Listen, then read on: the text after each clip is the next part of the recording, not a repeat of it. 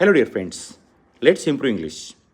इंग्रजी बोलताना तुम्हाला कॉन्स्टंटली लँग्वेज अपग्रेड करावी लागते आणि त्यासाठी तुमची वोकॅब्युलरी चांगली पाहिजे. जर तुमचा शब्दसाठा किंवा वोकॅब्युलरी चांगली असेल तरच तुमचा कॉन्फिडन्स वाढेल किंवा आत्मविश्वास वाढेल इंग्लिश बोलताना. आजच्या आपण या शॉर्ट व्हिडिओमध्ये पाहणार आहोत की आय एम टायर्डच्या ऐवजी आपल्या कोणत्या प्रकारे चांगल्या प्रकारे बोलता येईल. आता आय एम टायर्ड हे कॉमन एक्सप्रेशन आहे, त्याऐवजी आपण वापरणार आहोत म्हणजे I am beat, I am fatigue, I am weary, I am drain. Sir other ways to say I am tired से हे these are the following expressions. कसं आहे की इंग्रजी बोलताना ही सर्वात महत्त्वाची गोष्ट आहे की तुम्ही लँग्वेजला अपग्रेड केलं पाहिजे.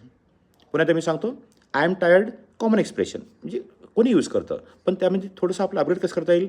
आय एम ड्रेन, त्याच्यानंतर I am exhausted, correct. I am weary, त्याच्यानंतर I am drain and of course I am bit.